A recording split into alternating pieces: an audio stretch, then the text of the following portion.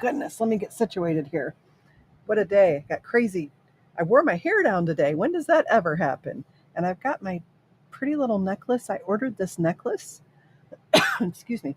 I ordered this necklace to wear for, what was it? Oh, the documentary. See if I can see you guys without that. I can. Anyway, I got this to wear for the documentary, and I got some cute little earrings, but you can't see them. So there's that. I hope you have had a great week. Boy, Friday just seems to get here quick for me, I guess. I feel like the weeks are going by so quick. Let me know in the chat what you're drinking. I am drinking spearmint. I combine teas. So I have spearmint and orange honeybush. And I know you guys always laugh when I say that. But orange honeybush tea with a little bit of honey and some vanilla creamer, and it's dessert. It's amazing. I also have my big old water thing. I got these really cool water bottles off Amazon, and I like them because they're glass, so less waste, and the water tastes so much better. The other thing I got was My Patriot Supply sells these, and so does InfoWars, not these glasses. But they sell an Alexa Pure water filter. I think I got the Alexa Pure Pro. It was like $250. It was a big splurge for me. But where I got paid a little bit on the documentary, I thought, I'm going to do it. I've been wanting to do it. I wanted to make sure that we had a way to purify water in case anything were to happen. And so I finally bit the bullet. There we go. I finally bit the bullet and bought it. And the water is amazing. And I can differentiate. Like if you give me something to eat, I can just taste and pick apart what's in that recipe generally. But I got the waters out and I labeled the little bottoms of the cups, and then I put bottled water, tap water, and then filtered water poured into a glass or a plastic jug, and then into a glass bottle, and then just filtered water all in glass the whole way except for the filter. And the filtered water in glass, amazing. I mean, it actually doesn't taste like anything. It's really nice. Doesn't have any weird, I don't know, chlorine or anything like that. It's a really good purifier, so I was excited to get it. I've been eyeing it for a while. Excuse me. So I wanted to, who's here? Hi, Enlighten. Hey, Kay. Just water here. Hello, all. All right. Well, that's okay if you're just drinking water. You can drink whatever you like. This is a a bring your own drink kind of show, so I can't judge, right? Um, so I wanted to open today with, I wanted to start trying to do little monologues, but it's just a point I wanted to make. And the point I wanted to make is I see a lot of people um, on X and different platforms talking and very upset that we've not gone to impeachment for Joe Biden yet. And hi, Tennessee woman. And I think I am the only person that has the viewpoint that I have. I've not heard anybody else voice this. I do not think that we should impeach Joe Biden. And let me tell you why. The Democrats want him out. They do not want him to run. They are trying to think of anything they can. They can't really push him out because he's got stuff likely on Obama, because there's no way Obama didn't know what he was up to during his vice president, during Biden's vice presidency. So I think he's kind of in this pissing match with them. Well, if you throw me out, then I'm going to tell everything I know. I'm just going to let all this stuff leak out. It's kind of like they've got each other over a barrel. The Democrats want him out because they don't think he can beat Trump, and they think they've got a chance with Newsom or somebody else, right? They don't want Kennedy in there. So by the Uniparty impeaching him, we do they do the Democrats' dirty work for them. They get rid of Biden through impeachment, um, and then they can run whoever they want. Well, who is the best person for Donald Trump to run against? Joe Biden. Joe Biden, because you've got pretty much equal age. You've got everybody knows Biden's track record. Everybody is really frustrated with how the economy's going. I was watching. I've got some. I've got my friend from high school who has a daughter who's grown and has children, and they've got, I think, three of their own and then two foster kids. They are spending $1,000 a month on groceries. I mean, I thought we're spending almost 500, which I never used to spend more than $70 a week for groceries. I don't even eat breakfast and we're spending that much. And I'm not buying steaks or anything like that. So the idea that we do, or the Republicans, I don't consider myself a Republican, the idea that we do the Democrats' dirty work for them and get Biden out so they can push somebody who will fool people because they don't really know anything about them, as far as the way they govern, who's much younger. And, Newsom is very smooth, schmarmy, ick. Um, but there'll be a lot of people that would vote for Newsom over Trump. I'd almost rather see Kennedy beat Trump than Newsom. But yeah, I absolutely do not think that we should do this for them. I'm like, no, don't do their dirty work for them. Make them figure out to do with Biden. And I can tell you what they're probably going to do. I'm hoping we don't move to impeach because it's politically a horrible move. I think what they're going to do is the primaries are going to come around. Biden's going to win the primary, right? They're going to get to the convention, and I think Biden is going to say, you know what, I've got some health problems, or I can't find my way off a stage, or whatever it is. So I'm going to have to withdraw from the race. We've spoken with my doctor, something, right? And then they're going to let the delegates vote for his replacement. And they're going to put Newsom up, or they're going to put Michelle Obama up. I kind of don't think Michelle Obama, people keep saying that. That would really surprise me. But they'll put Newsom up, or somebody like him, because they don't want Kamala again. And they'll do it. They'll thwart all of the people, who would have voted for somebody else in the primary, and they'll do it with delegates. Isn't that dirty? I mean, it wouldn't surprise me at all, because look what they've done to Bernie Sanders every time. They screw that guy every single time. And the Democrat base really wanted to run. I'm not a Bernie Sanders fan, but when you win the primary, you win the primary, and that's who runs. And so I'm always a little fascinated by the fact that Democrats keep voting Democrat when Bernie's gotten screwed out of it twice, and they're just like, okay, well, we'll vote for the other Democrat. And I'm like, your own party is screwing you. Why is this acceptable? Enlighten is drinking milk. Let's see. Lady Jex, hey.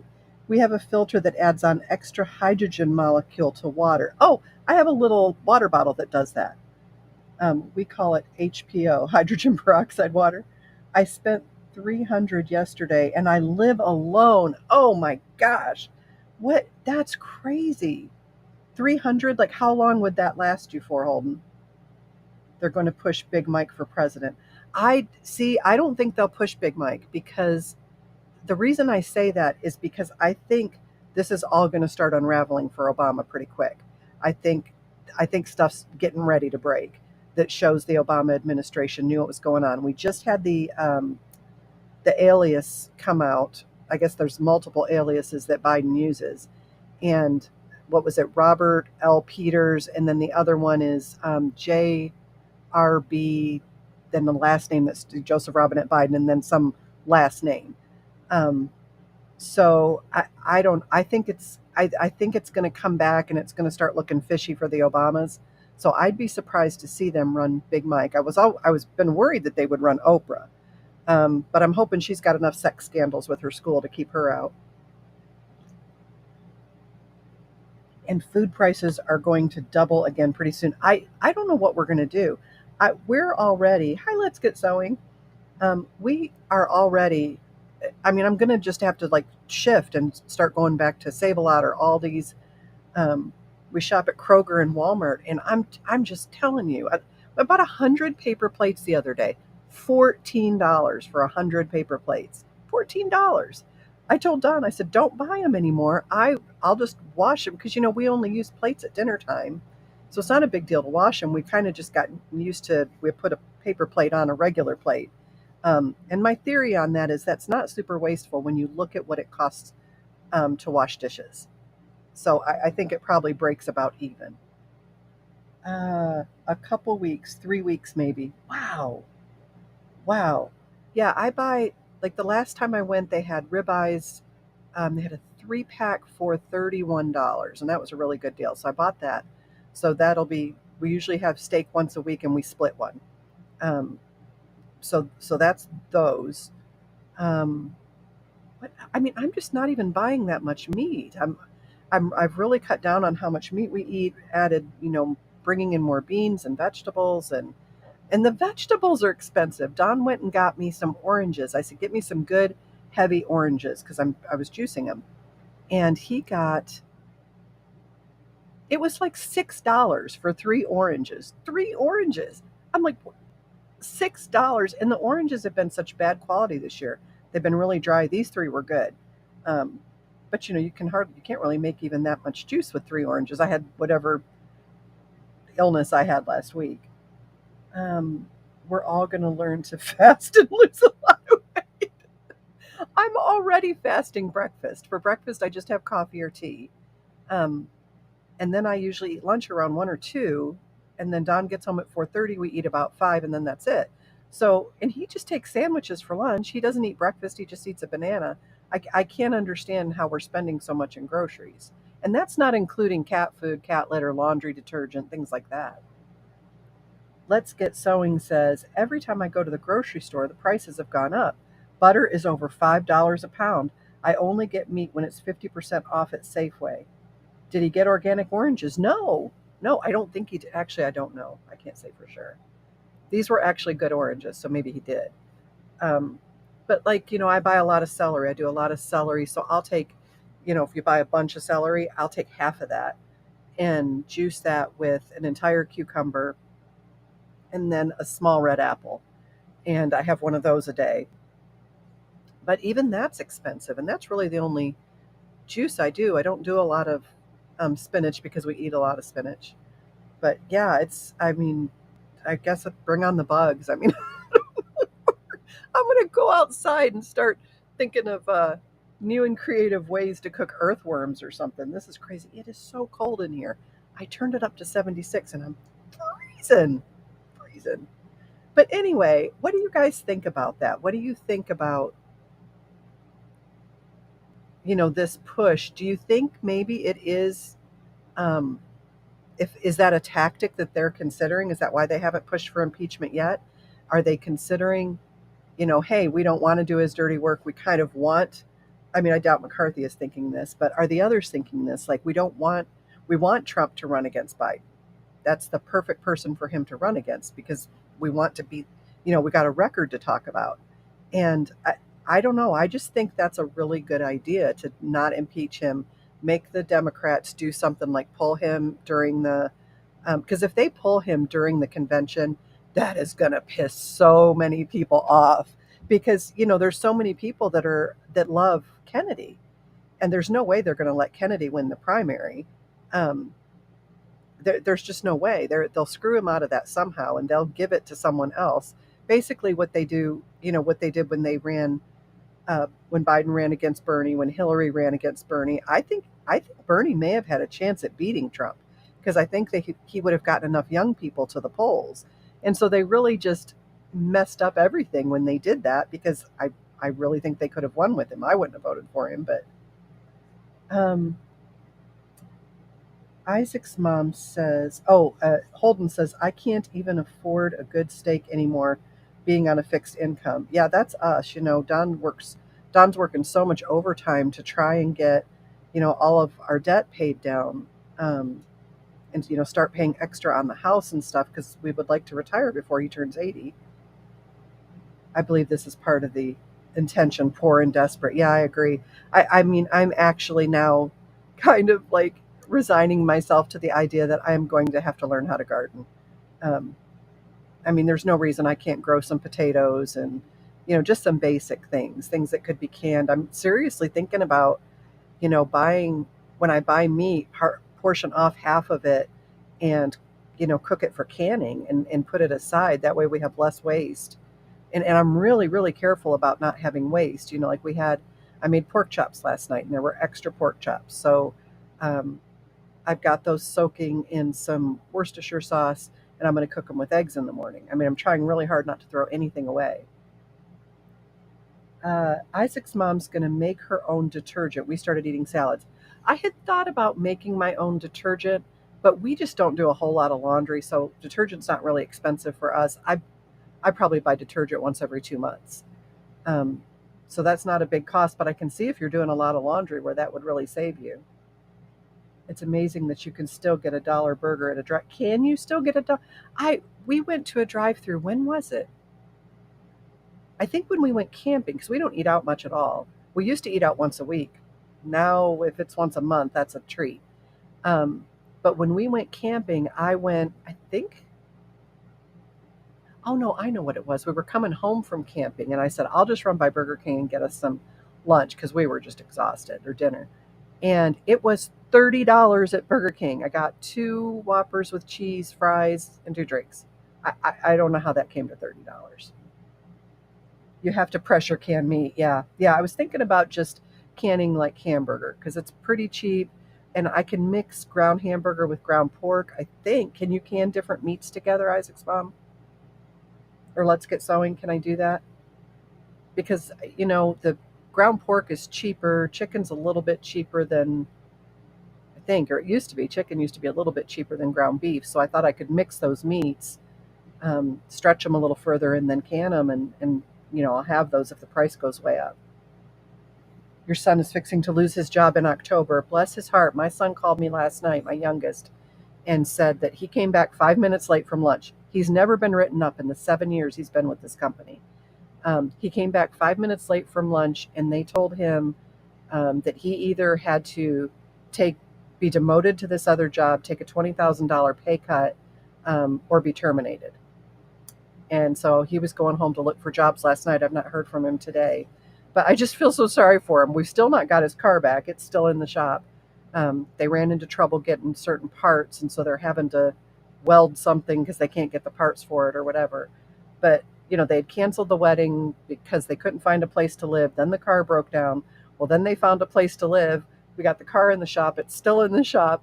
And then last night he finds out he's losing his job. And I don't even know if he can get unemployment because wouldn't they just say, well, you should have taken the job that paid $20,000 a year less and you wouldn't have gotten terminated. I don't know how that works. Are they downsizing your son at his job, Tennessee woman? Oh, Let's Get Sewing says she's only done chicken once. Yeah, I could get. Well, you know what? We used to get the rotisserie chickens, And, they were like $5. It wasn't worth turning your oven on, heating up your house for $5. Well, those have gone up, I want to say to $8 or $9. And so I thought, well, I'll just get, um, that kind of smaller sized hen, not a Cornish hen, but a little bit bigger. I'll get that. Well, I went and looked at the prices on those, and they were $12. I know they've killed so many of the chickens, and um, there was something I was reading about that they're doing to the cows now. I can't remember. Hi, Shay44. If I get your name wrong, I'm looking from a distance, so I can I can't really see the things up close. I can wait a minute, hold on. We got some YouTube folks watching. Oh, that's Let's Get Sewing. I love. Um, AJ's there. Hi, AJ.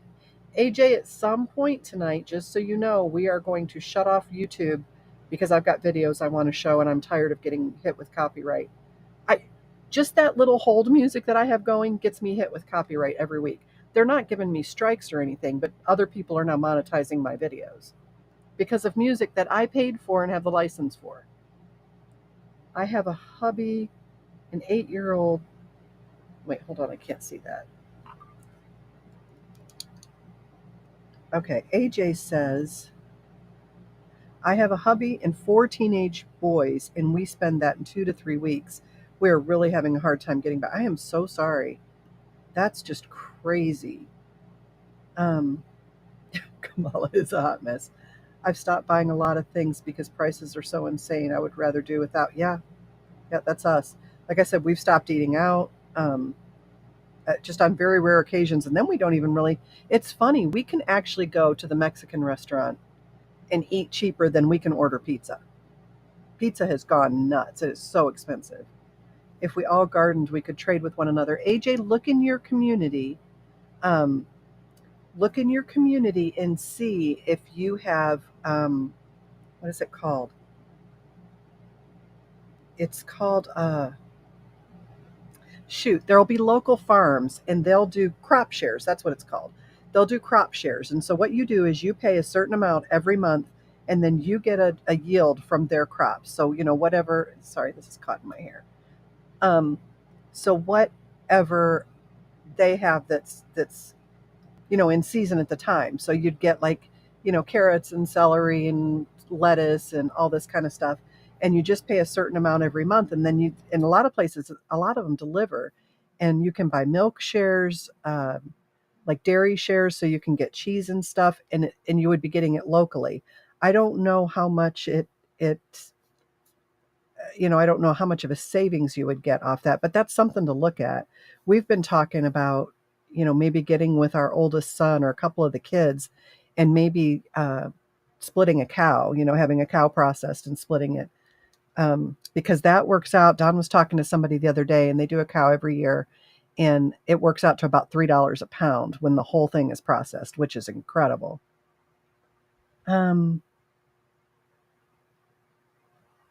okay, I see. Let's Get Sewing moved over. I got it. Let's Get Sewing says, I freeze the leftovers from rotisserie chickens to boil for bone broth. Yep. I tear everything off the rotisserie chicken, use it in a casserole. I make a lot of soups with leftover veggies.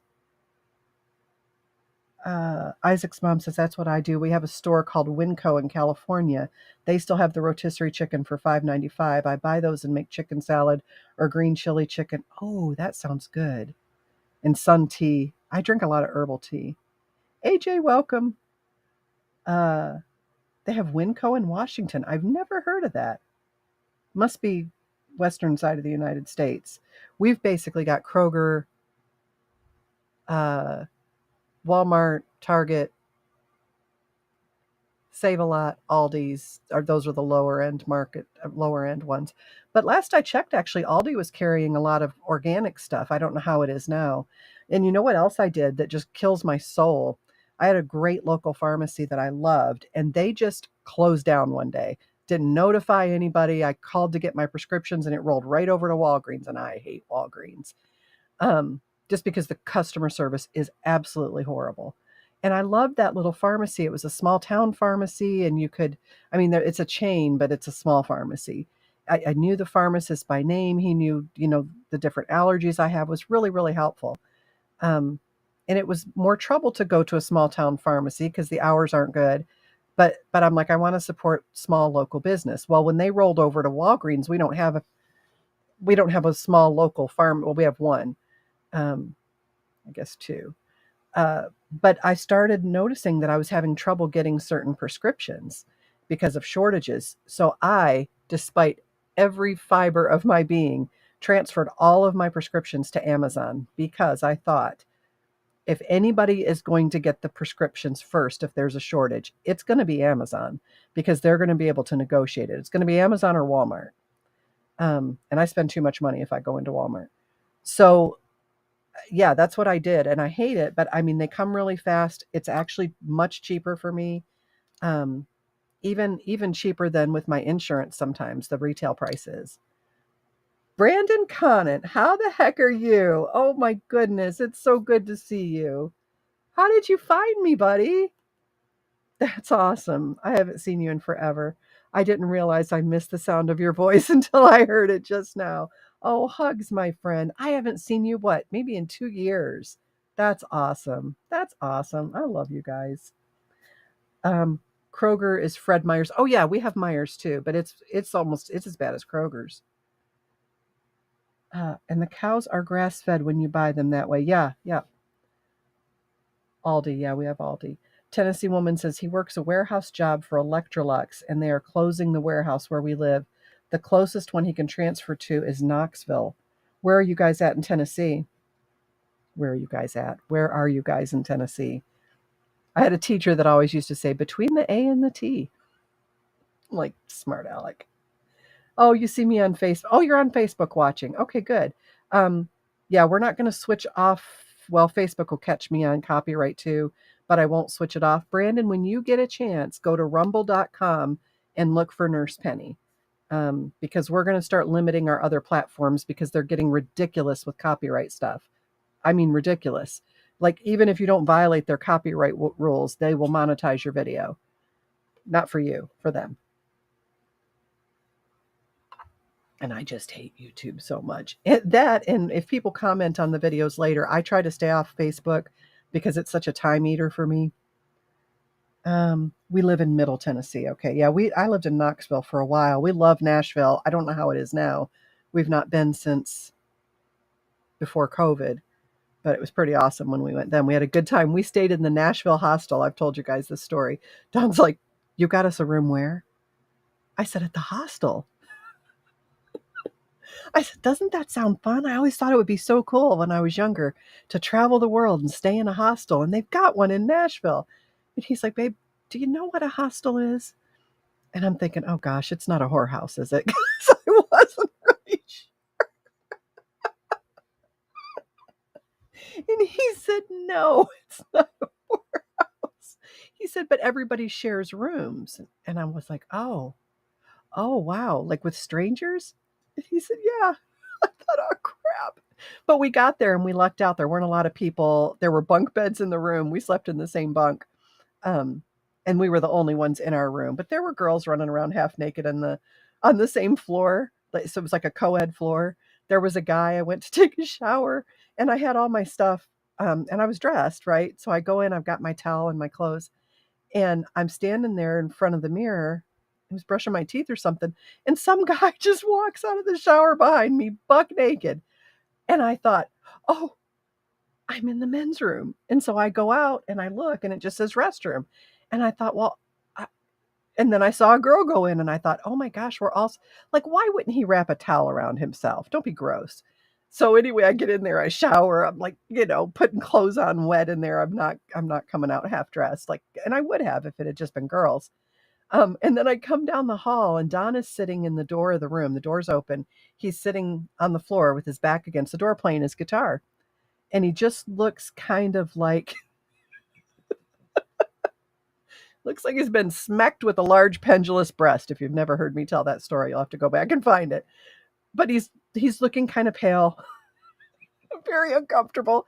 And I said, "Hey, what's wrong?" He's like, "Okay, um, these two girls, they came down the hall and they were just in their panties and bras. And they came up to me and they said, 'Oh, wow, you play guitar really well. Can you sing something?' And he's like, and I just kept saying, just look at their foreheads, look at their foreheads, look at their foreheads. He's like, well, I was thinking how creepy they must think it is that there's, this old guy on the floor. But apparently it didn't bother him because they walked right up to him in their underwear. Tomorrow, John Rich is going to be on Dan Bongino's channel. He was on today, actually, promoting his new album from his bar. That would be 8 p.m. Eastern time. They were on today. Isn't that what I saw today? Could have sworn I saw that today. Kay says, I live in Middle Tennessee too. Oh, there you go. Hook you guys up. Marie, hi. So good to see you're feeling better. I am feeling better. You guys are laughing. You're so cute. But anyway, that is my crappy monologue that I don't think that we should impeach Biden. I think we should let them do their own dirty work. We do have Costco, but it's just me and Don. I mean, where am I going to put all that stuff? It's all bulk, and I need to clean up my freezer. I don't know what's in my freezer. There's nothing to eat in there, though. Do you guys have this where you've got all this stuff in your freezer? You're living in the top, 4 inches of, we've got a pull out freezer. We're living in like the top 4 inches of it. I don't know what's under that. I can't bear to go looking. It's probably like frozen fruit and vegetables and stuff. Probably nothing dangerous except for the glass I broke in there. I put one of these in the freezer this week and stuck a little bit of lemon in, and it didn't want to freeze with the lemon in it. Like even after 2 hours, there was no ice. And so I forgot about it. And when I opened the freezer, it was shattered, and there were these real spiky shards coming off the glass. This had completely broken off the top. And so I was having to fish glass out of the freezer. I told Don, I'm like, be careful when you get your ice cream because it could cost you your life. I think I got it all out. Winco is similar price to Costco, just not bulk. Okay. Yeah, it's going to be live. Yeah, I saw him live today with John. I think that was John Rich. Did you watch his noon show today, Holden? Because it was on today. Unless they're doing something extra. Yeah, they did do their show from there today. Yeah, I did see that. We have Winco too in Arizona. Winco, really? We didn't used to have Costco. We used to just have Sam's. I don't even know if we have Sam's, if that's still a thing or not. Isn't that crazy? Okay, I have got, hold on. Let me see what I want to show you first. We won't start with that. I try to, is this it? Wait, I don't know if it's this one or this one. It's this one. Okay, I don't know if you guys saw this, but it made my week. Let me get this one pulled up here. And we'll go to our screen share. She needs to move out here by us. When I went to Arizona, it was funny. We were in Phoenix. I got filmed for a movie out there. And it was funny when we were there because we were doing Facebook Lives. And so many of the people that follow me on Facebook live right there in the Phoenix area. And of course, the timing was weird. We couldn't get together. We ended up getting together with a near-death experiencer friend that I have that lives out there. She took us out to dinner. But it was just such a short stay. We just went for the filming, stayed a day on either side, and then left. You'll be in Phoenix in September. Oh, see, we need to work that out. I love Phoenix. Love it. Okay, so I want to show you guys this because it's the sweetest thing. Not that. How do I share that tab? Hold on a second. Stop screen share.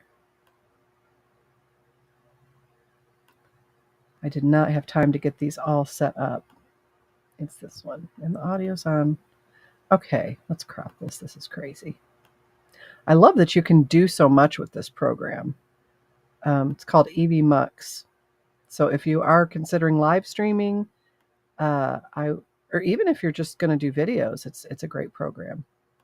Super easy to use. There we go. Now we can make it bigger so you can see it.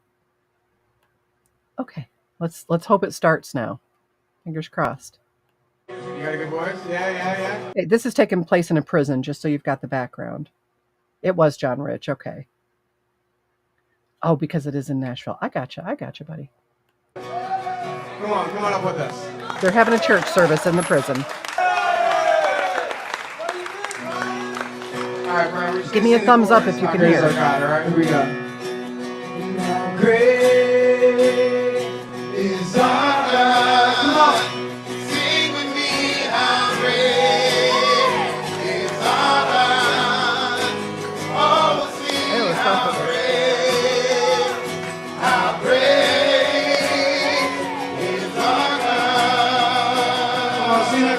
more time. Private see you worship. Come on, let's worship.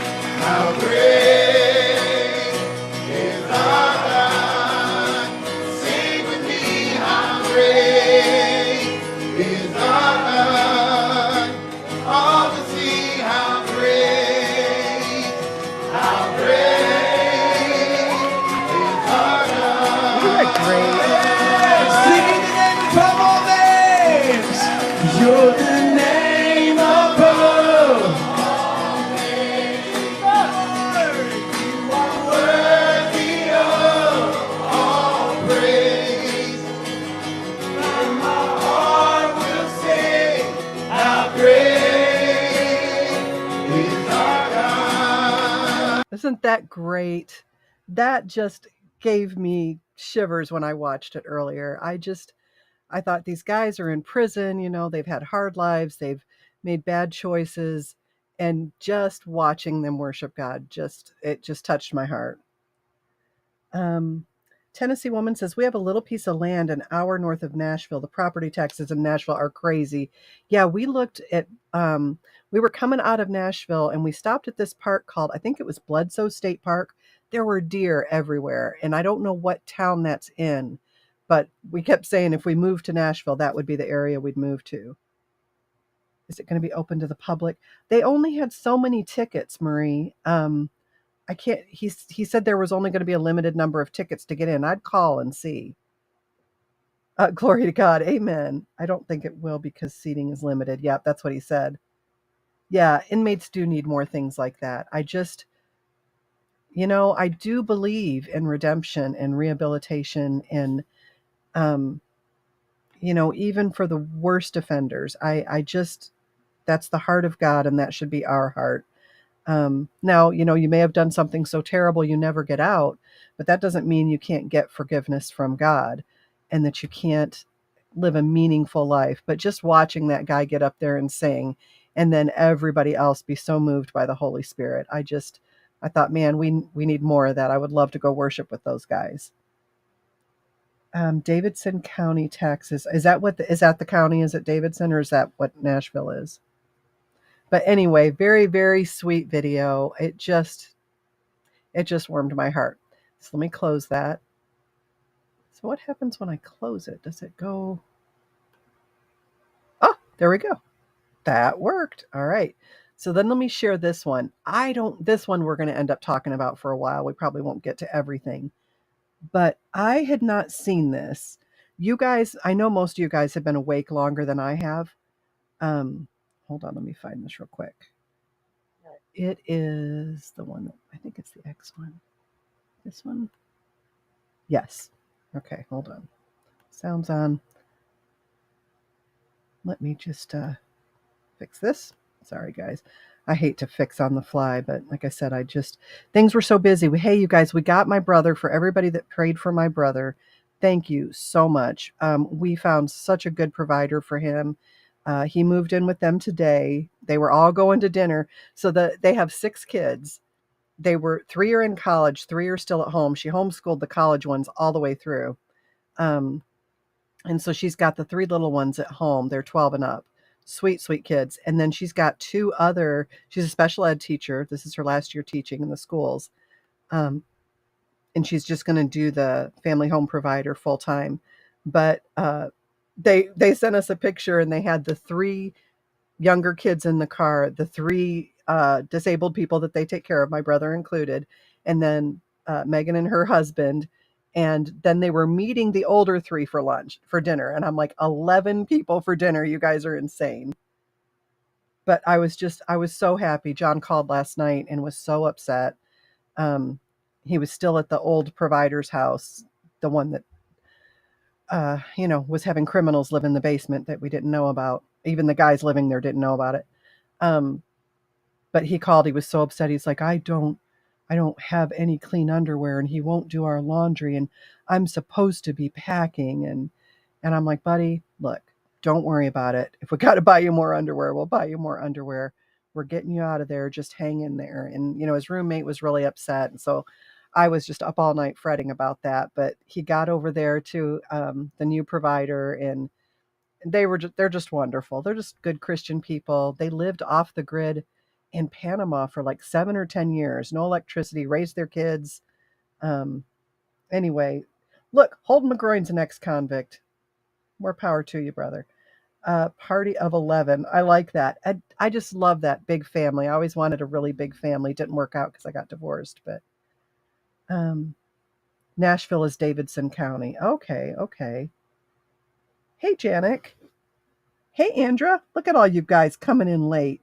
I tell you what, you better have hit that like button, or an orphan will get eaten by a bobcat, and that'll be on you. And I don't want these horrible things to happen.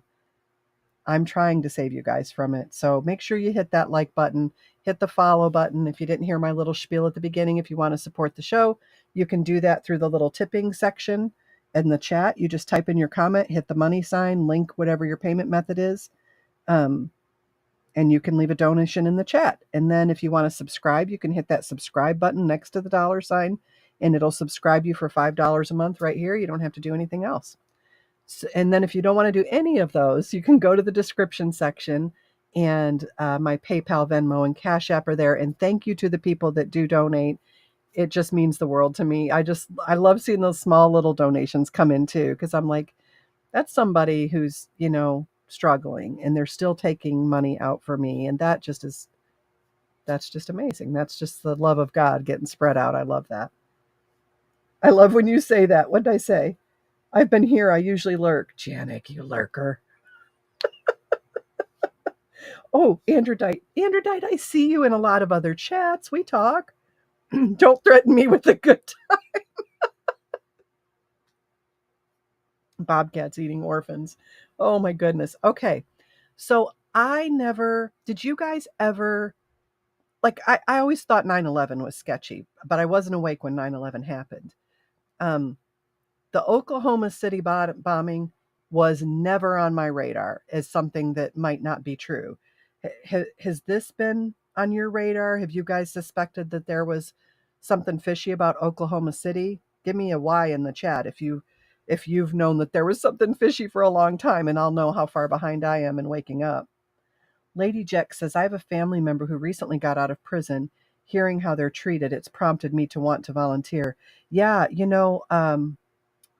I was reading that article today about the one guy that's a J6er, and they're basically keeping him in a utility closet. Like, he could not sit against one wall and put his feet flat against the other wall. He would be like this. There's basically a little mop drain in there that he has to bathe in, and there's a bucket, like not a toilet, a bucket, and his head is right by the bucket. He's got a blue little thin mattress that is on the floor, like a plastic mattress, no blanket. He just gets shorts to wear. The light's on 24 hours a day. That is cruel and unusual. And he's been in there for 5 months. 5 months in that room. That's just horrible. That's horrible. No prisoner should be treated like that. On the Kentucky-Tennessee line. Okay, so Tennessee woman, I used to go to the doctor in Monticello, which is on the Kentucky-Tennessee line. Of course, the line's long, but I don't know why I keep thinking about this. That's a great area. Their food was spoiled. Yeah, their food was spoiled too. Yes. Okay, so watch this video on the Oklahoma City bombing. It goes kind of fast, so we can go through it again. But when I saw this, I was watching hat tip to Pat Gray Unleashed. He's on Blaze TV. If you guys don't know, Pat Gray has a great show, such a good talk show. And it's a video like this. And then Stu Does America is also good on the Blaze. So if you watch the Blaze, those are 2 great shows for you. There's others, but those are the ones I watch. So this is from Derek Bros on Twitter. It says, I'm going to leave you with James Corbett, who is one of the best journalists ever. Good night. We've got this. Hang on. And James Corbett also has 2 different Rumble channels, so you can follow him. But listen to this. Are you the Oklahoma City bomber? Maybe one of the benefits of me talking to you today is that you'll see that maybe not everything is true that you've heard about me. On the morning of April 19, 1995, a decorated Gulf War combat vet blew up the federal building in Oklahoma City using a truck bomb that he didn't build and a Ryder truck that he didn't rent with the help of a passenger who didn't exist. Having just gotten away with the largest act of terrorism on U.S. soil to date, the Fort Bragg-trained Special Forces Sheep Drip Dropout blended in with the crowd by making his getaway in a car without a license plate and was immediately pulled over. The ATF was the supposed target of the attack, but luckily all of their agents were out of the office that morning. Later that day, the president boldly declared, "We will find the people who did this. And when we do, justice will be swift, certain, and severe." Except for John Doe number 2. John Doe number 2. John Doe number 2. who, according to the FBI, never existed. In McVeigh's unprecedented 3.5-week trial, the prosecution didn't show the CCTV footage of him and John Doe number 2 parking the Ryder truck. Didn't explain why 24 separate witnesses mass hallucinated the existence of John Doe number 2. Didn't explain why the government was testing truck bombs and the Army was storing Ryder trucks at Camp Gruber right before the bombing. The Army was storing Ryder trucks at the base near there, and they were testing truck bombs right before this happened. Just color me completely blown away. That one got me. And didn't talk to the FBI informants who blew the whistle on the plot. But they did collaborate with the CIA, and they did convict McVeigh as the lone wolf bomber and Terry Nichols as his bomb-constructing accomplice. Still, a bunch of crazy conspiracy theorists, including 300 bombing victims, insist on talking about facts and evidence and refuse to simply believe what they've been told a million times by people in tailored suits with well-coiffed hair. They quote the U.S. Army Brigadier General and the FBI crime lab whistleblower and the inventor of the neutron bomb who point out the physical impossibility that the Ryder truck bomb did the damage to the building, but that doesn't matter because if there were other bombs in the building that day, we would have heard about them. The second explosive was found and defused. I think he said another bomb. The Justice Department is reporting that a second explosive device has been found. They then found a third device, which was also larger than the first. And I see another bomb truck going, so apparently they're going to try to get out that third bomb. The FBI claims to have lost the footage showing McVeigh and John Doe number 2 parking the truck in front of the Murrah building that morning, but that's understandable because the Bureau has a lot of important evidence to store. Terry Nichols insists the FBI was involved in the plot, but thankfully a judge has saved us the trouble of listening to him by preventing lawyers from deposing him.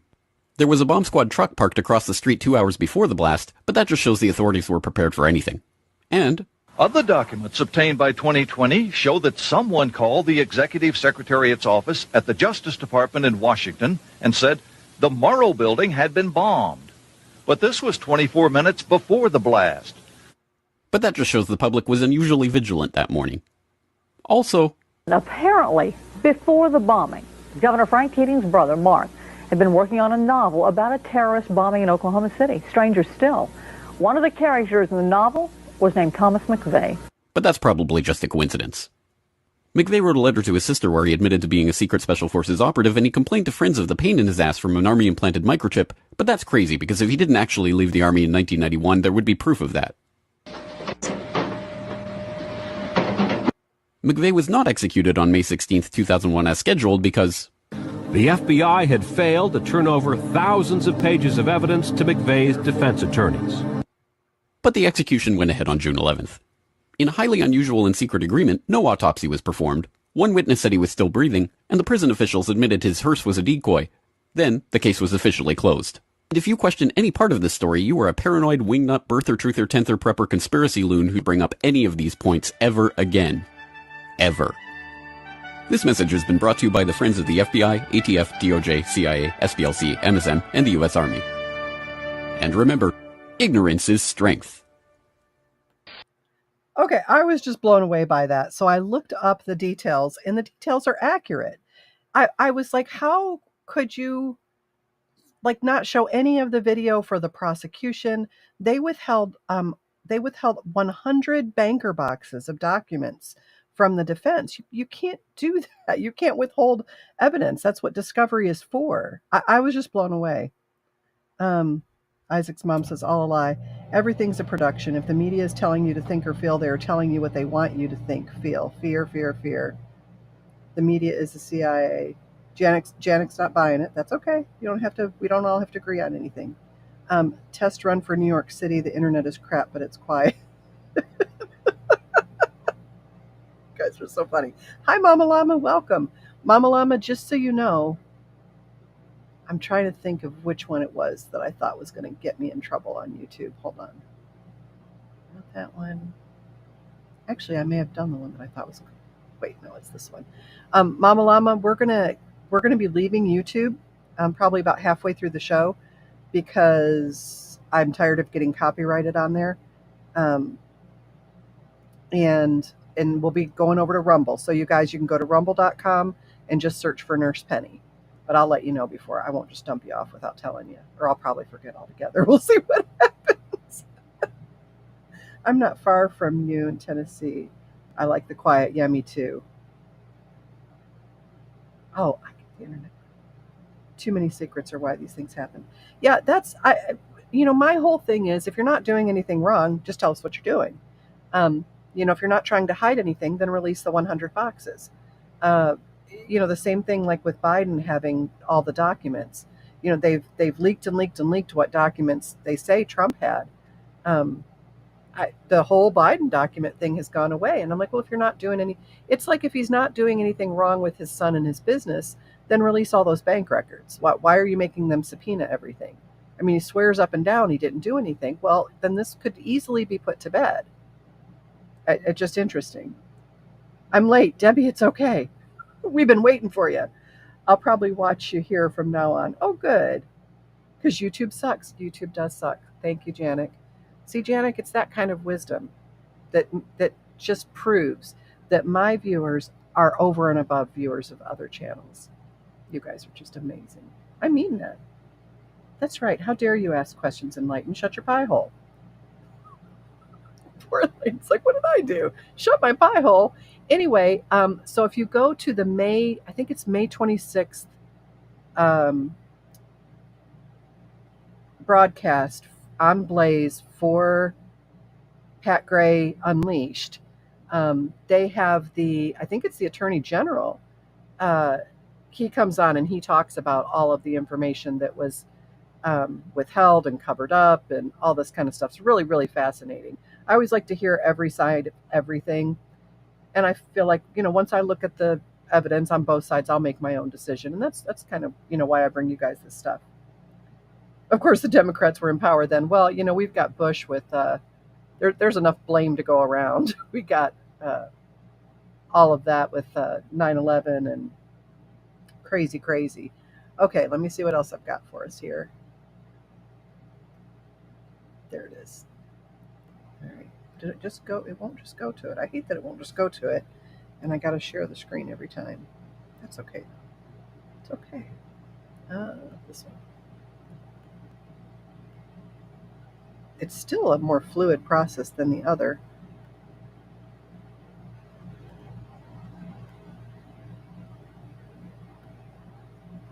All right. Now I've messed it up. Okay. Tragic Kingdom. Disney loses 300,000 domestic subscribers as prices keep climbing. Flops pile up. Uh-oh. The Disney streaming service lost 300,000 subscribers in the United States and Canada in the most recent quarter, an ominous sign for the studio as it continues to pour billions of dollars into new streaming content that is flopping with viewers. I just don't understand. It's like people don't know anything about marketing anymore. They don't know anything about who their audience is, what is important to their audience, what is offensive to their audience. They're just so married to this agenda that I guess they're willing to just plow their company's, profits into the ground to force us to believe the things they want us to believe. It's just so crazy.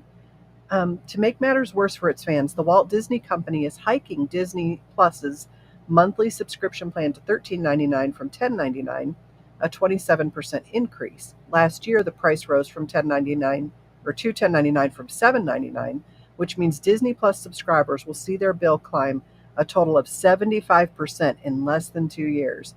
And, if they were giving you great content, that would make sense to me. But I'm not hearing that they're giving great content. I don't have it, so I don't know. Recent flops include Willow, which was canceled after just one season. It went woke and then removed completely from the platform. National Treasure, Edge of History, which was also nixed after one season.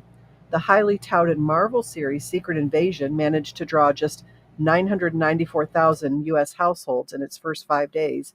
making it the second lowest rated Marvel series after the feminist Miss Marvel, which drew 775,000 households. Low-level viewer enthusiasm is emerging as major problem for Disney Plus.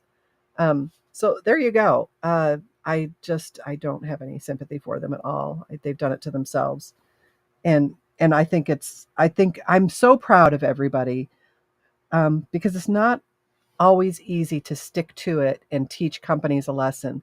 But I just want to say that people that are more conservatively minded or just fed up with the BS, have really stuck to their guns. They've not gotten weak. They've not, a lot of times when you can't afford to go out and stuff, you'll pay a little more to watch things at home, even if you don't love the service. But I love that you guys have all stuck to your guns. Let's Get Sewing says, I'll have to leave soon. I'm at an Airbnb in Seattle waiting for my daughter and grandkids. Oh, that's awesome. They'll be here soon. I do have a question, but I think I'll just email you. Yep, however you want to do it. Rumble is better, Holden McGroin. Yeah, the things going on now make Nixon stuff look small. Yeah, well, I mean, Nixon stuff is like common practice now. It's not about audience. It's all agenda. It is. And I don't, like, what is your long-term financial plan for that? How is that going to work? It would be like, if I opened up a store here and only sold fake meat. I mean, how long could I keep that going? People just won't buy it. I mean, you'll get a few, but not enough to keep your store. It's kind of like Bud Light. You'll get a few people that'll buy it because it's cheap, but not enough to keep your brand viable. And and it's so funny because you see these great examples of don't do that. And then right on their heels, you'll get a Target or somebody else doing it. And I'm like, do you think we're going to give in before you go broke? Because I'm not. There's nothing I need in a Target. And if I needed it, I would do without it. All right. Let's see what we've got next here. Oh yeah, this one. Okay. Gosh, this page is wide. You know what? Let's make the page smaller. I've got everything zoomed up so high because I can't see crap. I still have to be able to see to read. There we go.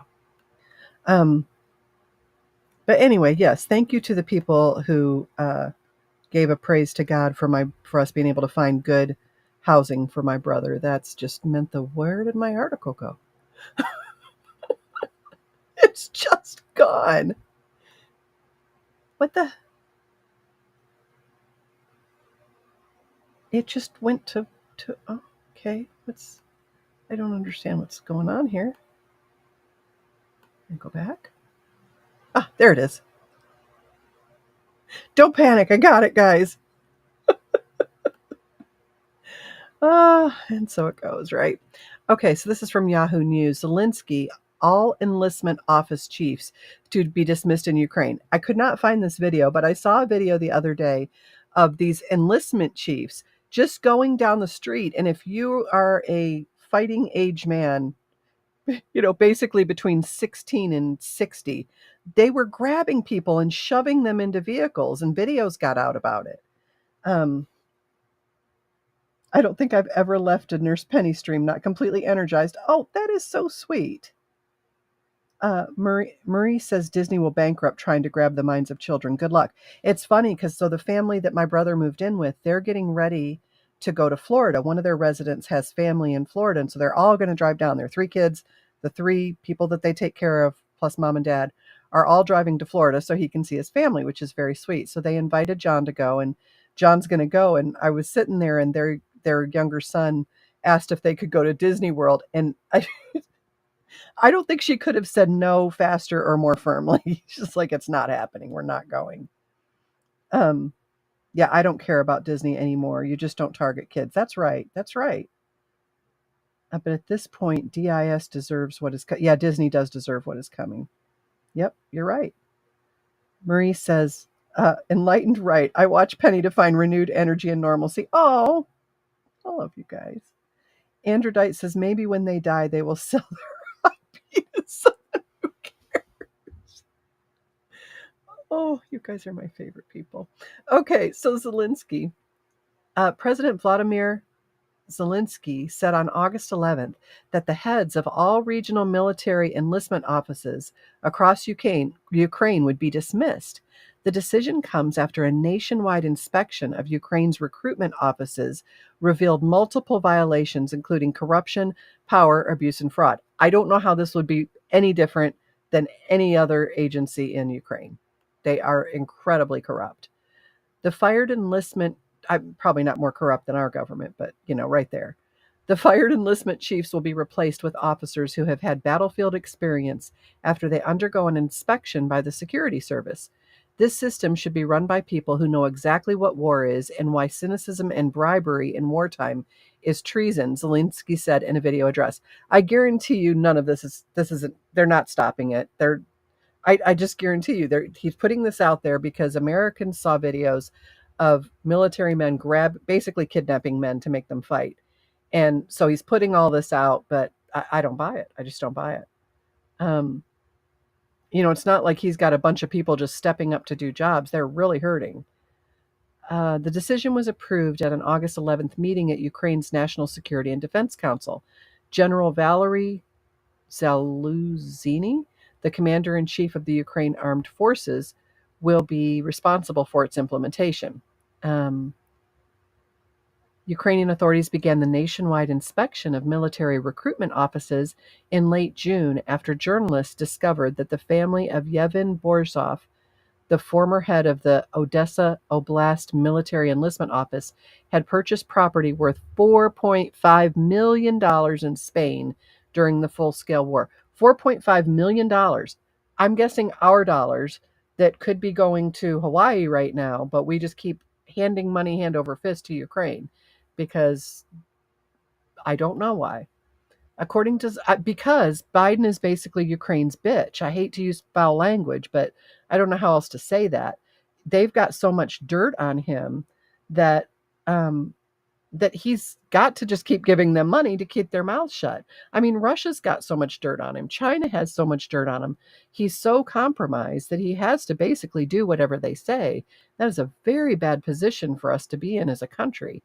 Crazy, crazy, crazy. This guy, he makes me so mad. Jennings says, I love to laugh. That's why I watch Penny. I'm glad you don't mean that in a bad way. You guys are cute. Okay. This one made me mad. You guys should just be mad with me, so I'm dragging you in. All right. January 6th committee destroyed records, videos. Trump's rights were violated. Doesn't matter. Doesn't matter. You could just violate people's rights if you want now. The January 6th committee defied a demand last year by incoming Speaker of the House, Kevin McCarthy, that it preserve all of its records, evidence, and transcripts, and has destroyed much of what it collected over more than a year of investigation. Representative Barry Loudermilk, Republican from Georgia, made that revelation to Fox News Digital on Tuesday, also noting that the committee had not looked into possible security lapses at the Capitol and that much of the material the committee did preserve was disorganized. Shocking, huh?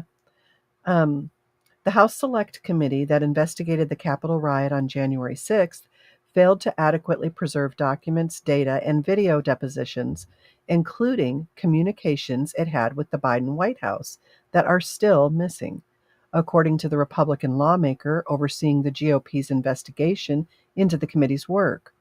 The now disbanded J6 committee, which was run by Democrats and included only... Wait. Run by Democrats and included only 2 GOP members, has also failed to provide any evidence that it looked into Capitol Hill security failures on the day of the riot. Representative Barry Loudermilk, Republican of Georgia, chairman of the subcommittee, told Fox News.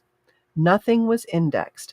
There was no table of contents index. Usually when you conduct this level of investigation, they spent millions of your money on this. When you conduct this level of investigation, you use a database system and everything is digitized and indexed. We got nothing like that. We just got raw data, he said. So it took us a long time going through it. And one thing I started realizing is we don't have anything much at all from the blue team. which was to have investigated security lapses. Why would they not investigate security lapses? I mean, they were all scared for their life. Poor AOC was scared to death she was going to get raped, and they didn't look at any security lapses. Fascinating. Loudermilk added that the blue team was shut down before it could probe the issue of security lapses at the Capitol because the committee intended to blame former President Donald Trump, who has since been indicted for allegedly inspiring the riot. These people, they gripe my soul. The House Select Committee to investigate the January 6th attack on the United States Capitol, as it was officially known, was convened by Speaker Nancy Pelosi. We know the whole story. Several witnesses complained that testimony had been selectively edited to distort or even reverse its meaning, and that members of the committee had publicly accused them of wrongdoing without evidence, and which they had denied in their testimony. Republicans also suspected that the committee was communicating with President Joe Biden's White House and the Department of Justice, perhaps to circumvent witnesses' procedural rights in obtaining material for future prosecutions. Why is that not going down? Because of such concerns, McCarthy wrote to Thompson in November of 2022, shortly after Republicans won the House back in the midterm elections.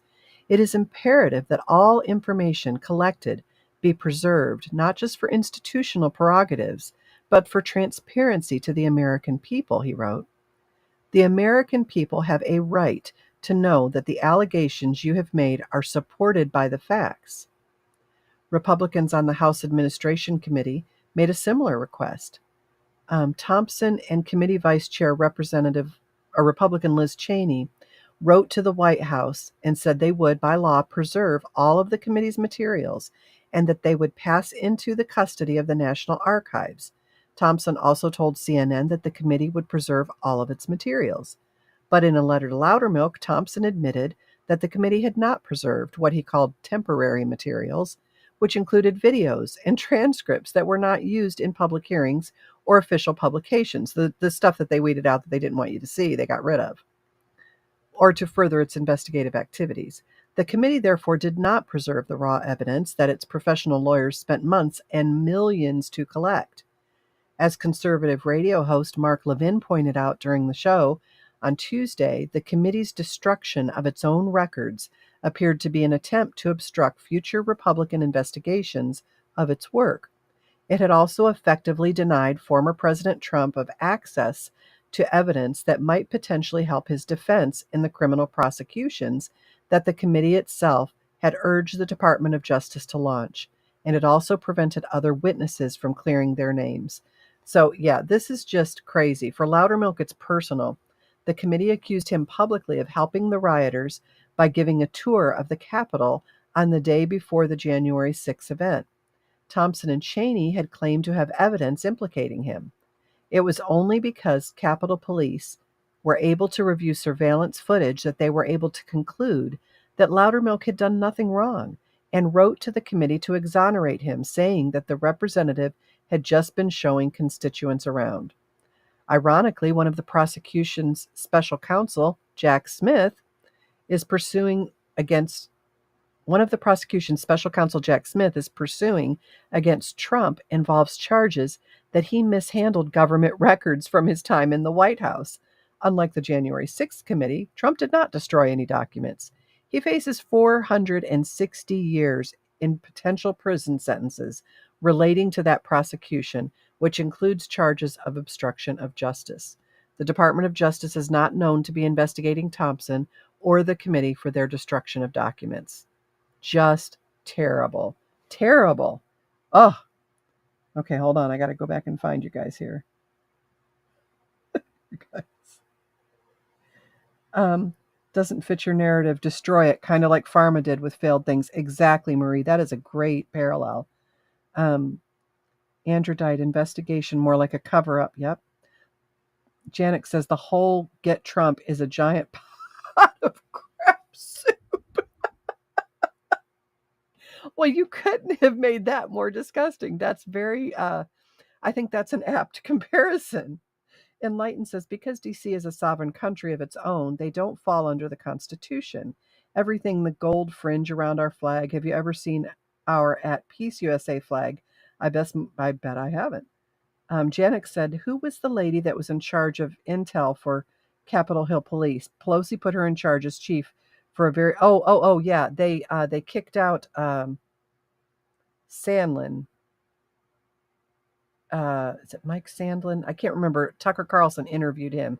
He was the chief of the Capitol Police, and then they put in the lady in charge of intelligence under him as chief, even though she got a vote of no confidence, got thrown out. Then she got she's like the director of, it sounds better than security. I can't think of what it's called. It's some college, I think in Pelosi's district. Very, very interesting how she's gone on to make a name for herself and get a good job, a good paying job. Thank you, Sund. Is it Steve Sund? Yeah, I think that's Sund. That's right. Good job, you guys. I'm telling you, between you guys and me, we got a whole show.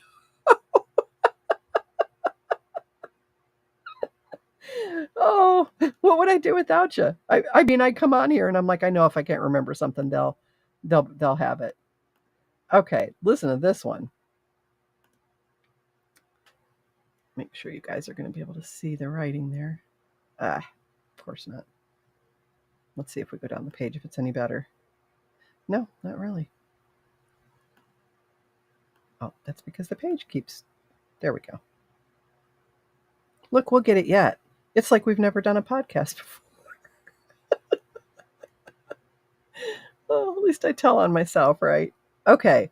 There's far more scientific fraud than anyone wants to admit. This is by Ivan Oransky and Adam Marcus. Despite recent, and this is The Guardian. Despite recent scandals of research misconduct and error, the academic world still seems determined to look the other way. Scientific misconduct. Is there a date on this? I hate when they don't put dates on things. There we go, August 9th. Scientific misconduct has enjoyed some limelight lately. The president of Stanford, Mark Tessier Levine, resigned last month after a series of investigations exposed serious problems in his research. An independent review of Levine's work found no evidence that he falsified data himself, but concluded that his research failed standards of scientific rigor and process, and that he failed to correct the record on multiple occasions. Shocking. And in June, it was revealed that a scholar at Harvard Business School, Francesca Gino, was accused of having falsified research about, wait for it, honesty. You can't make this stuff up. Of course, scientific misconduct does not happen only at Stanford and Harvard.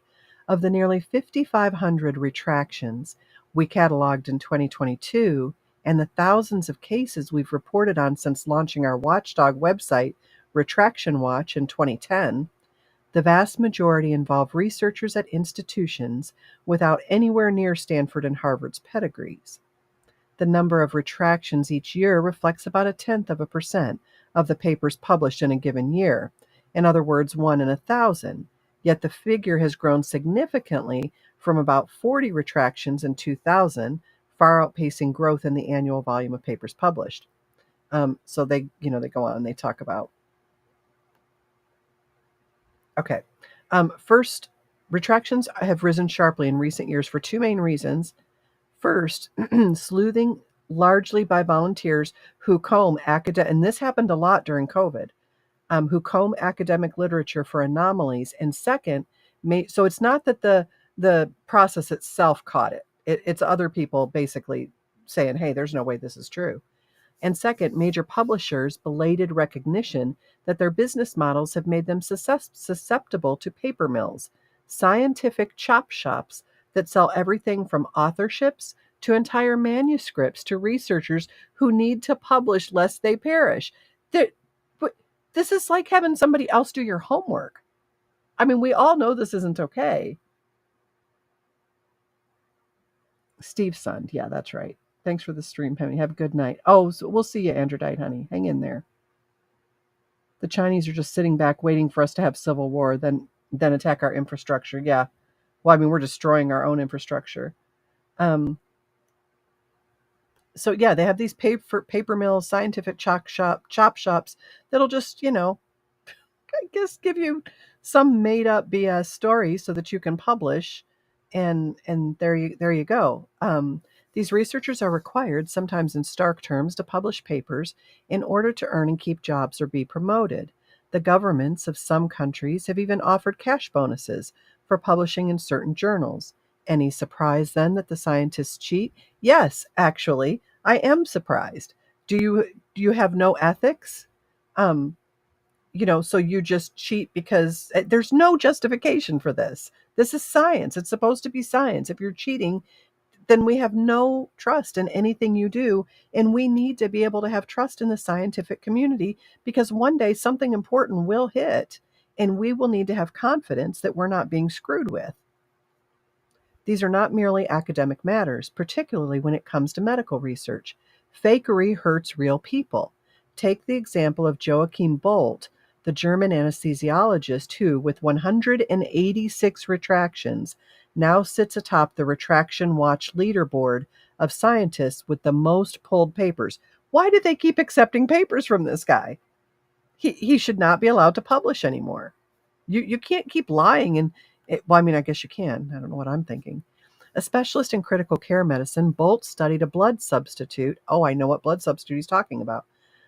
That was used in hospitals across Europe. His results, which were published between 1990 and 2009 and widely cited, it was like a plasma substitute, suggested that the product used to help keep blood pressure and the delivery of oxygen to cells adequate was saving lives. So it was basically a volume expander. So somebody's had an accident, they're bleeding out. If you give them just regular IV fluids, it further dilutes the blood. So they were giving this drug, this fluid, as a volume expander that wouldn't dilute the blood, supposedly would ensure oxygenation to the cells. After his fraud came to light and researchers reanalyzed all of the available data while leaving Bolt's results out, it turned out the opposite was true. The substitute was associated with a significant increased risk of mortality and acute kidney injury. I mean, you should go to jail for that. People were likely harmed. The truth, however, is that the number of retractions in 2022, 5,500, is almost definitely a vast undercount of how much misconduct and fraud exists. We estimate that at least 100,000 retractions should occur every year. Some scientists and science journalists think the number should be even higher. To be sure, not every retraction is the result of misconduct. About 1 in 5 involve cases of honest error. The lengths to which scientists go to fight allegations of fraud is part of the reason the rate of retraction is lower than it should be. They punish whistleblowing underlings. I mean, it's just mobster kind of stuff. Medical mafia, basically. Sometimes by blaming them for their misdeeds, they sue critics, although they rarely prevail in court. The threat of such suits and the cost of defending against them exerts a chilling effect on those who would come forward. In one particularly grisly and tragic case in 2006, a Bangladeshi academic had a whistleblower murdered. The academic was hanged 17 years later. Journalists and publishers also failed to do their part, finding ways to ignore criticism of what they've published, leaving fatally flawed work unflagged. They let Fox guard the henhouse by limiting critics to brief letters to the editor that must be approved by the authors of the work being criticized. So, hey, that sounds like BS research to me. You're saying that so many people in Africa died, African hospitals died because of the use of hydroxychloroquine, but then we found out that many people, or was it Australia? Might have been Australia. And then we find out that there hadn't even been that many COVID deaths in total. And that's the surgisphere retraction. They let the foxes guard the henhouse by limiting critics to brief letters that must be approved by the authors of the work. So we have to approve your letter criticizing us. Other times they delay corrections and retractions for years or never get to them at all. Some of the Bolt's papers were only retracted this year, more than a decade after his fraud was incontrovertible. Journals are invariably more interested in protecting their reputations and the reputations of their authors than in correcting the record. Following evidence and testimony by Retraction Watch, the British House of Commons Science, Innovation and Technology Select Committee was concerned enough that it said in a report earlier this year that corrections and retractions should take no longer than 2 months. I don't know who's going to enforce that. Anyway, it goes on and on, but we had so many articles during COVID that were retracted that shouldn't have been retracted or weren't even allowed to be published. Um, so, I, you know, so they're retracting things and denying publication based on, I guess, what the CDC or the FDA have decided is true today. And we had a lot of studies that were good studies that didn't get published.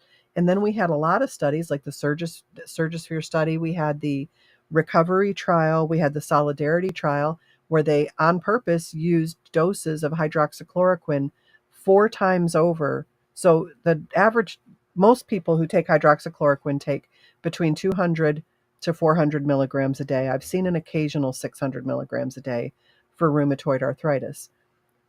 Hydroxychloroquine has a 30 to 50 day half life. Okay. So that means it takes 30 to 50 days to get rid of half of the drug that's in your system. And then another 30 to 50 days to get rid of a quarter. And then another 30 to 50 days to get rid of another eighth. And on until it's out of your system. Well, they were giving 2,400 milligrams. I've never seen that dose used. 2,400 milligrams in the first 24 hours, and then 800 milligrams a day thereafter. And their whole story was, well, they can't have died from poisoning from the hydroxychloroquine because they would have died right away. Well, no, it's in your system for a really long time. If you died anywhere within that half-life time, it could be poisoning. Or it could be kidney failure or heart failure or a low blood sugar reaction that you didn't catch because it is a great anti-diabetic drug. And if you're giving it to people who don't have diabetes, it will lower their blood sugar, and you got to keep an eye on that. But people were, basically intentionally killed in that trial. They knew that was not a safe drug to give.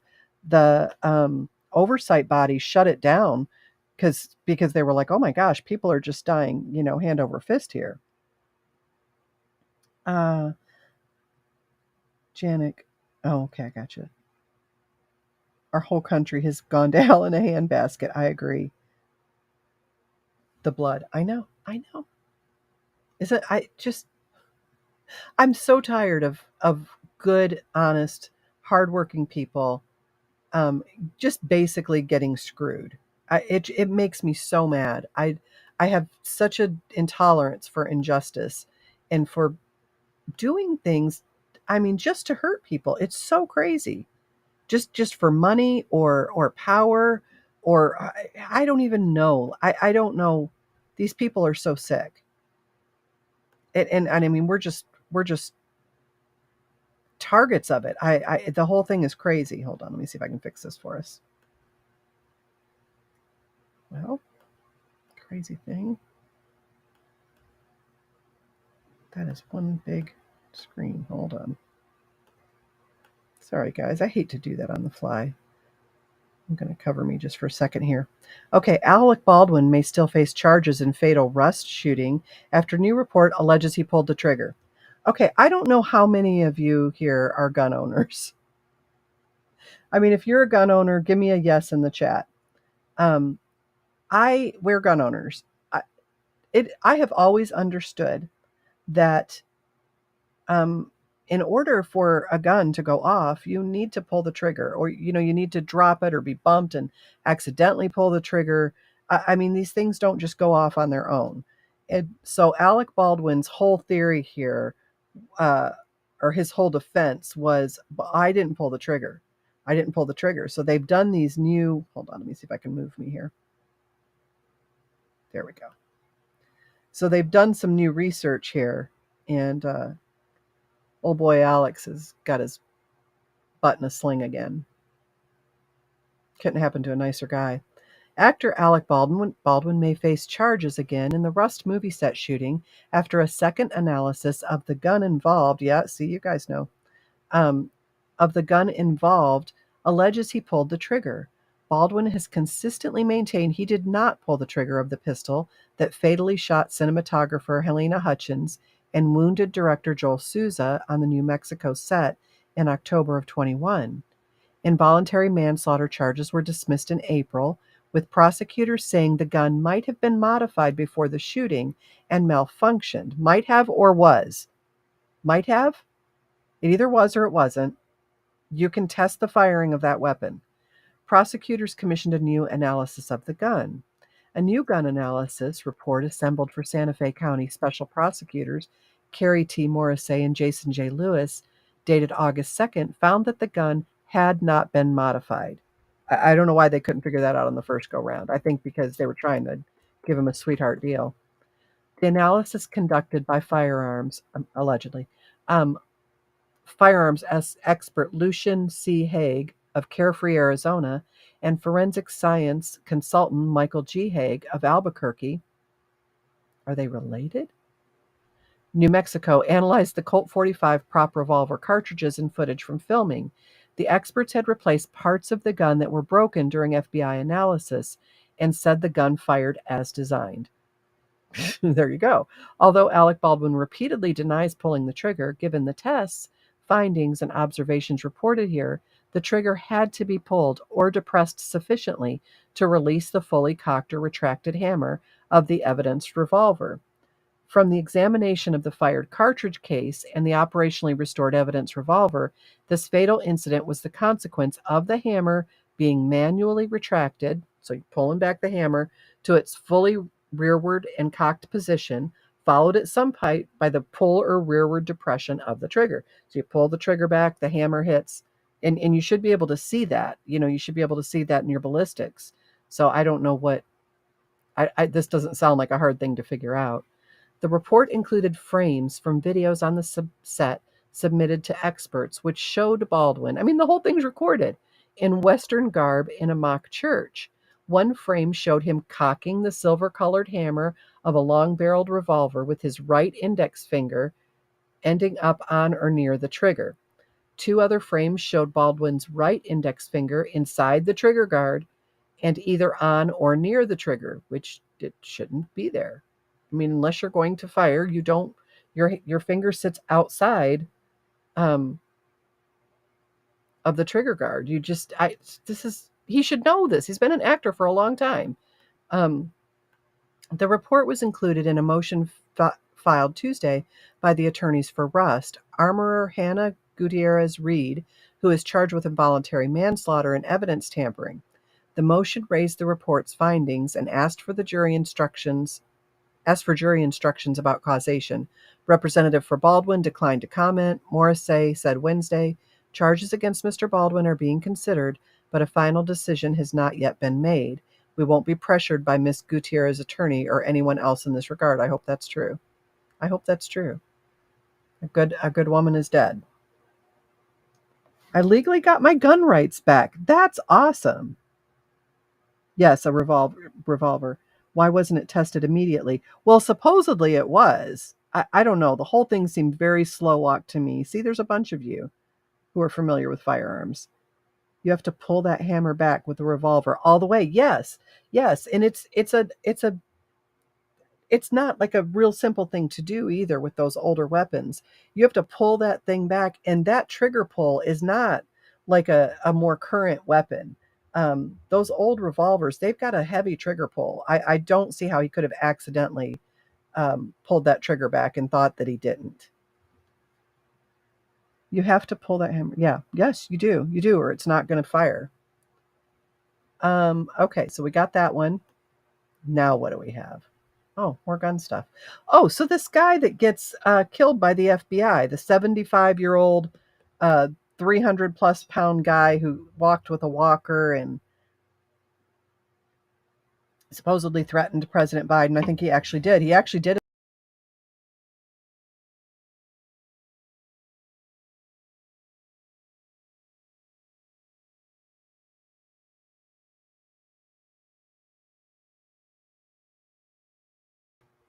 Oh, there we go. They tried to make Truth Social look bad. Like, look at all these horrible people that are, on Truth Social doing these horrible things. But they wouldn't have even known about the guy had Truth Social not turned it in. Is that it? Desert News? That's it. Share. Okay, I'm going to have to minimize our size here a little bit. Got to go in and figure out how to reset that. Things I should know how to do but don't. Okay.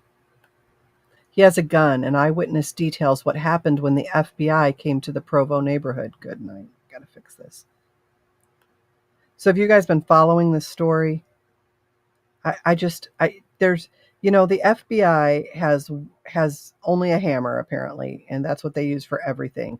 Why could they not have grabbed this guy when he was at church, away from his home, if they knew he had a firearm? I mean, I tell you what, you come busting my front window down in the middle of the night, my first reaction is to grab my gun and go to the door and figure out what's going on. And that is enough to get you shot. I mean, and most people I know that have firearms in their home, if they hear their front window breaking, people yelling, you're confused, you're sound asleep because they come in at like 6 o'clock in the morning, and then my first reaction would be to grab my handgun. Wasn't there a connection to her lawyer husband, and the Clintons? Yes, I think there was actually. For you're talking about Helena Hutchins. And why did he have live rounds? Well, here's the thing. Even if he had dummy rounds, if he would have shot her with it, it would have hurt her. But somebody had live rounds mixed in there. I don't know. We don't know that story. I think it's interesting that they had dinner together the night before, and there was talk of them arguing, and I don't know. Is it Rumble or the storm here in Vegas? It must be the storm, because I'm not having my Rumble solid. But I have been having trouble with it, watching it on my Apple TV and on Roku for some reason. Okay, so Craig Robertson, come out with your hands up. This is the FBI. That's what residents of a quaint suburban neighborhood pushed up against Provo Canyon near the BYU campus say they woke up to in the early morning hours Wednesday. It sounded like it was coming from inside my house, said one neighbor, who asked not to be identified. What followed was a barrage of gunshots. Moments later, authorities carried the overweight, elderly man out of his house, placed him on the sidewalk, and tried, unsuccessfully, to render first aid, according to the witnesses. Several neighbors said his body remained on the concrete for 2 hours as blood soaked through a white sheet paramedics placed over him. The FBI has not released details about the shooting. The neighbor's eyewitness account provides the clearest picture so far of the fatal encounter between authorities and a 75-year-old Craig Robertson. After the sound of about 6 gunshots, you hear them yell, "Shots fired! Shots fired!" "He has a gun!" And then a whole bunch more shots, said the neighbor. There was such a loud barrage that they were unable to tell how many times the agents inside Robertson's home fired. They were all shooting at the same time, and at that point in time, I was in get my kids mode. Neighbors say Robertson was shot and killed between 6 and 6:30 a.m. Wednesday as the FBI carried out a raid related to his social media posts where he made threats to President Joe Biden and other Democrats. Not long after the shooting, Biden arrived in Utah as part of a tour of the western states. Robertson had been under FBI surveillance for a number of months, according to a federal criminal complaint filed Tuesday. He was charged with making interstate threats, making threats against federal law enforcement, and making threats against the president. I hear Biden is coming to Utah, digging out my old ghillie suit and cleaning the dust off the M24 sniper rifle. Welcome, buffoon-in-chief, Robertson wrote on social. There's no way this guy's getting into a ghillie suit. I've seen him. Neighbors who spoke with the Deseret, is that misspelled? News described Robertson as markedly different person than what he portrayed online. One person called him a teddy bear. No, I mean, who does? All kinds of people bluster online. Known for his, and that's no excuse for the things he said. Known for his woodworking, who would sit in the same seat at church every Sunday, so they knew exactly where to find him on Sundays. Another said he was barely mobile, weighing nearly 300 pounds, and was unable to walk without a cane. He would drive to church despite it only being 200 yards from his home because he had so much trouble moving around. They also described a harrowing scene with dozens of agents converging on the Provo house, rifles drawn and hiding behind bulletproof shields as flashbangs exploded. I just can't believe that this man warranted that kind of response, said Travis Clark, who lived up the street. The neighbor The neighbor who spoke on the condition of anonymity said they were shocked by the police presence and disturbed by what they saw after the shooting. I understand they have procedures that have to be followed, but having his body out there for so long when there's kids in the cul-de-sac, they could have done more because he was bleeding through the sheet, said the neighbor. Through pictures and video, the Deseret News was able to confirm the neighbor watched the scene unfold. Craig DeLue, Robertson 75, pictured in a social media post, Robertson was shot and killed. That's Robertson. So anyway, that's, you guys know the whole story. There's your cul-de-sac. I just think it's very interesting that this is how the FBI does business. There were so many ways that they could have taken. That's so weird, you guys. My Rumble is solid. They could have taken this guy without it resorting in somebody's death. And, I know a lot of people will say, well, you threatened the president, that's what you get. A lot of people threaten the president and don't get in trouble. Let me find you a case here. Just give me a little second.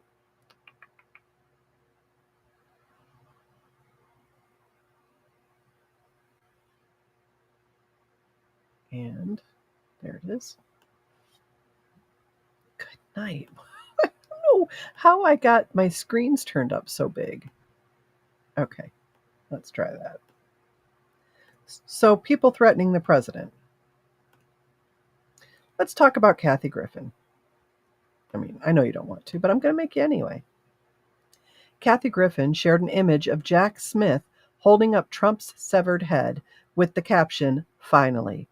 The image is a reference to one Griffin posted in May of 2017, in which she was depicted holding the severed head of President Donald Trump. Now, this is really no more than this other guy did. She was banned on Twitter over the image, though was later reinstated after Elon Musk took over the platform. The image was posted after Jack Smith, who serves as special counsel for Biden's Department of Justice, with a specific task of investigating and bringing charges against Biden's top political rival, served Trump with an indictment for conspiracy charges relating to the aftermath of the 2020 election. Griffin apparently feels emboldened now to go after Trump again, now that the Biden administration is doing the same thing. How is this is the FBI showing up at Kathy Griffin's house and saying, hey, you keep persistently posting pictures of a beheaded Trump? You're not allowed to do that. You're threatening the president. Knock it off. Nothing. I think they gave her a call. Janik says there's a lot of people angry over what's happening in this country. And a long talk, it doesn't mean they're dangerous. Oh, yeah, they have a lot of talk. Like I said, the investigation months before told FBI he was not a danger. Right. They couldn't get a warrant because he wasn't a danger. How could he come out with his hands up if he needed a cane to walk? Exactly, two friends chatting. And like I said, they knew he was at church every Sunday. This guy had been on their radar for a while. You could have easily grabbed him at church. Just crazy. Like I said, you throw flashbangs through my window, break my window, throw flashbangs through it. I am charging down that hall with my firearm. I just am. And that's going to get me shot, but that would scare the crap out of me. I would think someone was breaking into my house. It's insane. But, Kathy Griffin, Madonna can talk about blowing up the White House. That's all just fine. Because if you're famous and you threaten the president, apparently that's okay. And Griffin is just trying to stay relevant. It's not working. I don't know who likes Kathy Griffin or who watches her. I just don't like her. When she got up on stage and she accepted an award for something, I don't know what it was for. And she got up on the stage, and I remember my kids were little when this happened. And Jake, my youngest, was standing there watching it. And she said she took her award, whatever her award was for, and she said something like, a lot of people get up here and thank Jesus, well, I'm not thanking Jesus. I did this myself. And then she said, suck it, Jesus. And Jake was little, under 10, I think. He was like, oh my gosh. And he covered his eyes. And I'm like, why are you covering your eyes? He thought seriously God would strike her dead on the stage for doing that. And then, so finally he uncovers his eyes and he's like, she's not dead. I'm like, no, why would she be dead? He's like, I thought if you say something like that to God, he'll strike you dead. He should. That's not nice what she said about Jesus. So sweet. So sweet. But even my little kid knows better than that. FBI wanted to send a message. Yeah, you're right. You're right. Griffin is yesterday's. I won't say trash because I try to be nice, but she's horrible. I will agree with that. It says Griffin, who outright hated Trump during his presidency, is now celebrating his political prosecution. What ticked Griffin off the most about Trump, causing her to post the decapitation image, were comments Trump made about Megyn Kelly after she had moderated a presidential debate. How does this affect Kathy Griffin at all? Had nothing to do with her. I love how people get all in this stuff that has nothing to do with them, get all offended. Trump had said there was blood coming out of her eyes, and apparently there was a comment. This was a comment strong enough that Griffin thought he should be mocked with threat of death. The criticism against Griffin came from both right and left. Griffin claimed that it was a joke. Yeah, I mean, as long as it's a joke, you can say whatever you want. But she lost her spokesperson deal with Squatty Potty.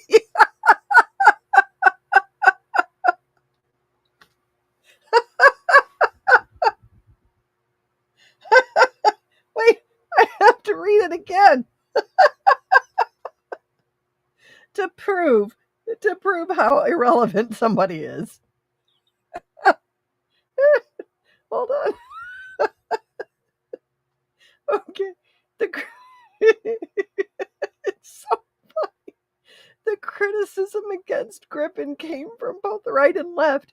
Griffin claimed that it was a joke, but she lost her spokesperson deal with Squatty Potty.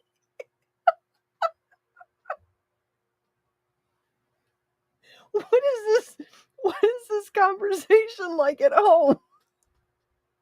Honey, do you remember that post I made with me holding Trump's decapitated head? Yeah. Well, apparently a bunch of people got really upset about it. And now I lost my sponsorship with Squatty Potty.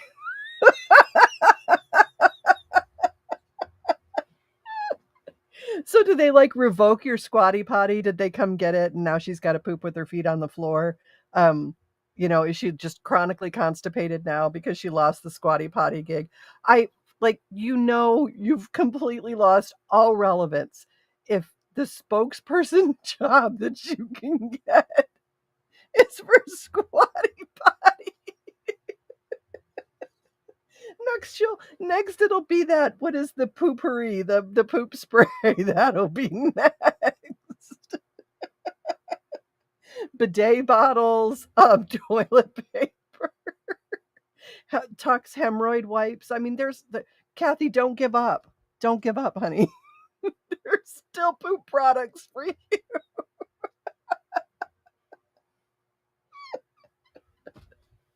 She lost her Squatty Potty spokesperson.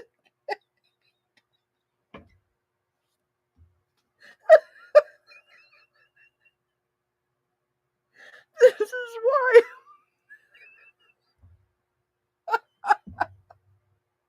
This is why I should pre-read this stuff all the way through. I have to make a video just about that. I wonder, you guys, do you think, okay, wait, hold on. Let's look and see. Let's go to YouTube. Hold on, I gotta find it and then I'll bring you in. Kathy, is it Kathy with a K? Kathy Griffin.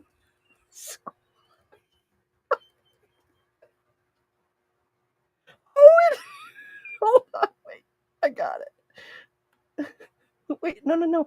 I don't want it dropping her. I just want to see the commercial. No. Oh, come on. You guys, if you find this video before I do, put the link in. Kathy Griffin has...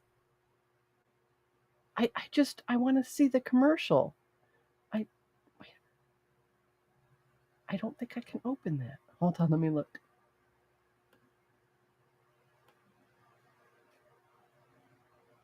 I mean, this is... Oh, wow. Yeah, I got it. Hold on. How do I stop it? How do I make it have sound? Okay, there we go. Let me go back. Get it lined up here for you. Oh, this is going to be great.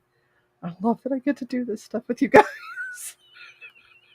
See, Don doesn't think this stuff's nearly as entertaining as I do. I find it incredibly funny. Okay, hold on. I hope it's good. I hope it's good. Where's my cursor? There it is. Okay. People, Kathy Griffin here. And I gotta tell you, we're full of shit. We say we know how to raise our kids, but we're full of shit. We say we care about what our coworkers did over the weekend. Full of shit. I mean, look at these two. I love you. No, I love you more. Completely full of shit. We're full of shit because we go while sitting on toilets. And sitting down kinks up our colon, making it harder to go. Which means we're literally full of shit. Squatty Potty fixes all of that. It puts us into squat, unkinking our colons, making it easier to go. So get yourself a Squatty Potty and stop being so full of shit. Squatty Potty. Poop better. Learn how toilet posture affects your health at Squatty Potty. Okay, that's all true. It's all it is true that toilet posture can cause problems with straining and hemorrhoids and such. But none of us care about that. The fact that she is the spokesperson for Squatty Potty. It just says everything. Like, you don't really, I could just leave it at that, but I can't. It's somebody's comment. These comments are interesting. I hope the only thing she wins is a prison cell for that act of terrorism, death threat she portrayed with that distasteful picture that was clearly a terrorist act. Give them heck, man. They don't like that. I don't blame them. Squatty Potty. So good. Goes to show crap follows you, Jack. Oh, she lives in California. She can just poop in the streets. Oh, Kay's glad I didn't read it ahead of time. Oh my gosh. Yes, Kathy, you will have to poop without a stool.